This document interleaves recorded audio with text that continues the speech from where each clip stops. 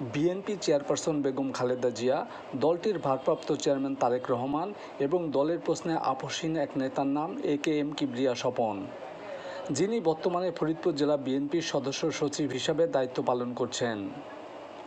রাজনীতির মাঠে হঠাৎ করে আবির্ভূত হননি কিবরিয়া স্বপন। নানা সংগ্রাম চড়াই উতরাই পেরিয়ে রাজনীতির অঙ্গনে তিনি এখন পরিচিত মুখ। শত ষড়যন্ত্র আর বাধা পেরিয়ে নেতাকর্মীদের ভালোবাসার নির্ভরতার প্রতীক তিনি। শুধু জাতীয়তাবাদী দলেই নয়, রাজনীতিতে সততা স্বচ্ছতার ক্লিন ইমেজের কারণে ফরিদপুরবাসীর কাছে একজন প্রিয় ব্যক্তিত্ব হিসাবে পরিচিতি পেয়েছেন। জাতীয়তাবাদী চেতনা বুকে ধারণ করে যিনি স্কুল জীবন থেকেই শহীদ জিয়ার আদর্শে অনুপ্রাণিত হয়ে এখনও রাজপথে লড়াই সংগ্রাম করে যাচ্ছেন। দলের যে কোনো সংকটাপন্ন সময়ে নিজের জীবন বাজি রেখে রাজপথে সামনের কাতার থেকে নেতৃত্ব দিয়েছেন। স্বৈরাচারের বিরুদ্ধে আন্দোলন করতে গিয়ে মৃত্যুর মুখোমুখি হয়েছেন বেশ কয়েকবার। রাজপথে আন্দোলন করতে গিয়ে প্রতিপক্ষের গুলির মুখে পড়তে হয়েছে 3 বার। ভাগ্যক্রমে তিনি প্রাণে বেঁচে যান। কয়েকবার তাকে কোপানোও হয়, বাড়িতে চালানো হয় বোমা হামলা।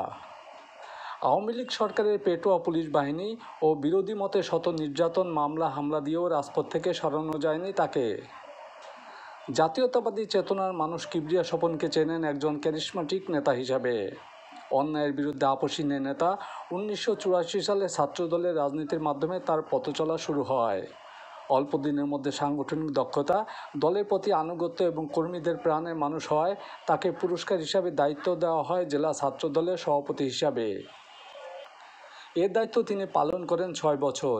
সেই সময়ে ভঙ্গুর এবং সাংগঠনিকভাবে দুর্বল থাকা ছাত্রদলকে শক্তিশালী হিসাবে গড়ে তোলেন, যার পুরস্কার হিসাবে কেন্দ্রীয় নেতৃত্ব জেলা যুবদলের সাধারণ সম্পাদক হিসাবে তাকে নির্বাচিত করেন। যুবদলের দায়িত্ব পেয়ে জেলা ও উপজেলার দলকে সুসংগঠিত করতে নানা পরিকল্পনা নিয়ে কাজ শুরু করেন। ফলে অল্প দিনেই ফরিদপুর জেলার যুবদলকে শক্তিশালী অবস্থানে নিয়ে আসেন। বিভিন্ন সময় তিনি ছাত্রদলের দপ্তর সম্পাদক, সাংগঠনিক সম্পাদক, সিনিয়র সহসভাপতি, যুবদলের যুগ্ম সম্পাদক, জেলা বিএনপির যুগ্ম আহ্বায়ক সহ বিভিন্ন দায়িত্বে ছিলেন। দীর্ঘ রাজনৈতিক জীবনে সততা আর দলের প্রতি ত্যাগ স্বীকার করায় বিএনপির চেয়ারপারসন বেগম খালেদা জিয়া ও ভারপ্রাপ্ত চেয়ারম্যান তারেক রহমান কিবরিয়া স্বপনকে জেলা বিএনপির সদস্য সচিব হিসাবে দায়িত্ব দেন।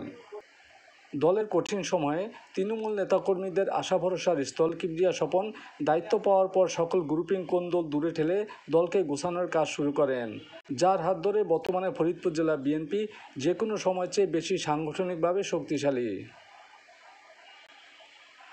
19টি রাজনৈতিক মামলার আসামি হয়ে প্রায় 1 বছর জেল খাটা ত্যাগী, সংগ্রামী ও ক্লিন ইমেজের নেতাকে ফরিদপুর জেলা বিএনপির সাধারণ সম্পাদক হিসাবে দেখতে চান দলটির সর্বস্তরের নেতাকর্মীরা।